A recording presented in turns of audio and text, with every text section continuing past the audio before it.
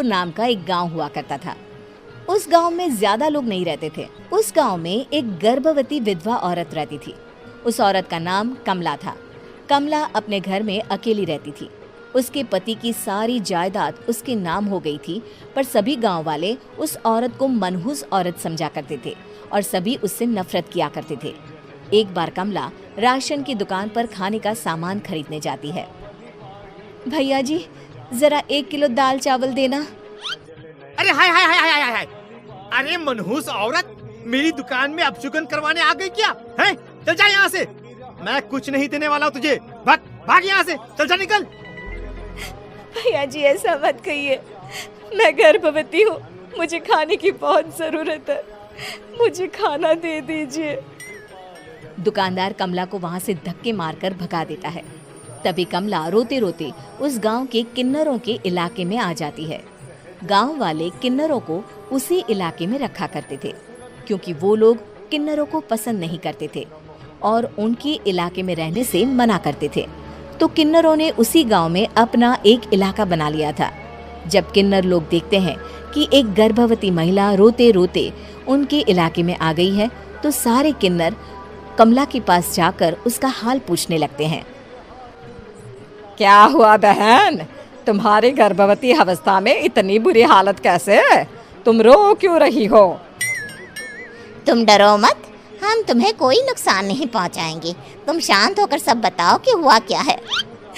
मैं कमला हूँ, मैं गांव के दूसरे इलाके से आई हूँ। 2 महीने पहले ही मेरे पति की मौत हुई है। मुझे गांव के लोग मनहूस मानते हैं, क्योंकि मैं विधवा हूँ और गर्भवती भी।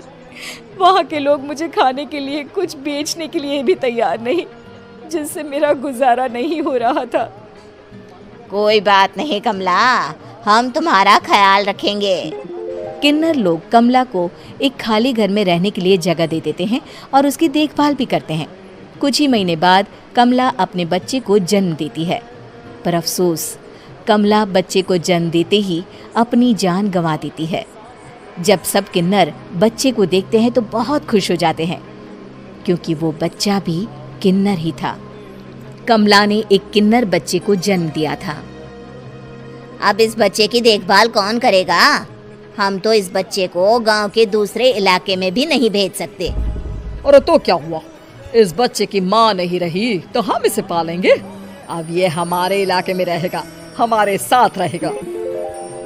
फिर वो किन्नर उस किन्नर बच्चे को गोद ले लेते हैं, उसका नामकरण कराते हैं। उस किन्नर बच्चे का नाम शक्ति रखा जाता है। देखते ही देखते शक्ति बड़ी होने लगती है। उसके रंग रूप बहुत सुंदर थे। वो बहुत सुंदर किन्नर दिखती है। एक दिन शक्ति एक किन्नर से पूछती है, माँ जी सुनिए ना, ये गांव के दूसरे इलाके में भी तो लोग रहते हैं, तो हम वहाँ क्यों नहीं जाते? हम उनसे अलग क्यों रहते हैं? शक्ति, क्योंकि वो लोग हमारे जैसे नहीं, वो लोग हमें पसंद नहीं करते, इसीलिए हम उनसे अलग रहते हैं। क्यों? वो हमें क्यों पसंद नहीं करते? मुझे एक बार उस इलाके में जाना है, मैं एक बार वहाँ जाकर घूम कर आऊँ। शक्ति, खबरदार, जो तू उस इलाके में कभी भी गई तो अपनी जान नहीं गंवाना चाहती तो उस इलाके में कभी कदम भी नहीं रखेगी, समझी? इतना कहकर वो किन्नर वहाँ से चली जाती है। शक्ति उस किन्नर की बात सुनकर बहुत रोती है। माँ जी, ऐसा कैसे कह सकती हैं? उन्होंने इतनी सी बात के लिए मुझे इतना डांटा। अब तो मैं उस इलाके में जरूर जाऊंगी। फिर एक दिन शक्ति गांव के दूसरे इलाके में चुपके से जाती है। ये लोग तो हमारे जैसे ही इंसान हैं, तो ये हमसे नफरत क्यों करते हैं? जब शक्ति उस इलाके में पहुंचती है तो गांव के सारे आदमी उसके रूप से मोहित हो जाते हैं। वो लोग ये अंदाजा नहीं लगा पाते कि वो किन्नर है। शक्ति की सुंदरता देखकर सारे गांव वाले उसकी तारीफ करने लगते हैं। तभी गांव का चक्कर लगाने गांव के जमींदार का बेटा हर्ष वहां पहुंचता है। हर्ष भी दिखने में बहुत सुंदर होता है। जब हर्ष ने शक्ति को देखा तो वो भी उससे मोहित हो गया, और जब शक्ति की नजर हर्ष पर पड़ी तो वो हर्ष को देखकर मोहित हो गई। आपको पहले कभी इस गांव में देखा नहीं। इस गांव में आप नए हैं क्या?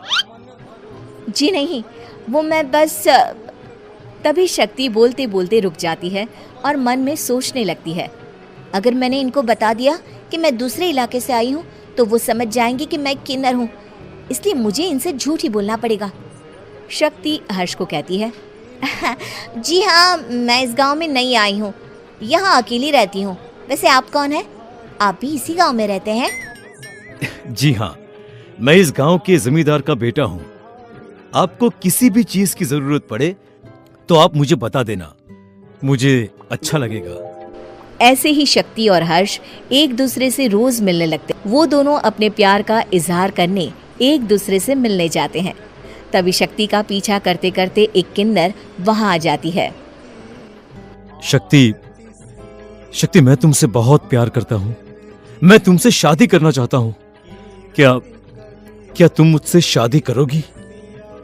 हाँ हर्ष, मैं तुमसे शादी करूंगी, पर मैं तुमको अपने बारे में एक सच्चाई बताना चाहती हूँ जो मैंने तुमसे छुपा कर रखी है।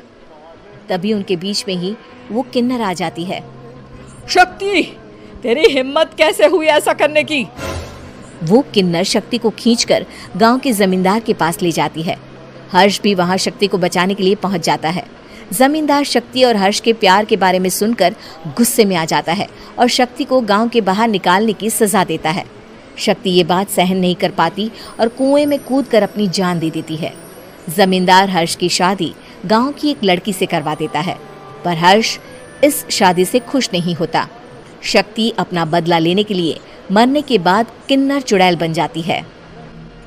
अब मैं इन गांव वालों को नहीं छोड़ूंगी, अब इनसे मैं अपने प्यार का बदला लूंगी। किन्नर चुड़ैल गांव वालों को परेशान करना शुरू कर देती है। एक बार वो रात को गांव के खेतों में पहुंच जाती है और वहां आग लगा देती है। सारी फसल जल के राख हो जाती है। जब एक आदमी रात को उठकर देखता है कि खेत में आग लग गई है तो वो वहां पहुंच जाता है। वो देखता है कि खेतों के बीचों बीच एक किन्नर चुड़ैल खड़ी है और वहां खड़े होकर ताली बजा रही है। गांव वाला किन्नर चुड़ैल को देखकर बेहोश हो जाता है। जब सुबह उस आदमी को होश आता है तो वो सीधा जमींदार के पास जाता है। अरे जमींदार साहब, अरे वो किन्नर चुड़ैल ने मेरी सारी फसल जला दी। अब मैं क्या करूंगा? क्या होगा मेरा? जमींदार चुड़ैल किन्नर का नाम सुनते ही सब कुछ समझ जाता है। अब वो बहुत डर जाता है। उसी रात को जब जमींदार डर के मारे अपने कमरे में सो नहीं पाता, तभी वहां अचानक से किन्नर चुड़ैल आ जाती है। किन्नर चुड़ैल जोर जोर से जमींदार के आगे खड़ी होकर हंसने लगती है और ताली बजाने लगती है। जमींदार उस डरावनी किन्नर चुड़ैल को देखकर बहुत डर जाता है। तूने मेरे साथ बहुत बुरा किया, अब मैं तुझे जान से मार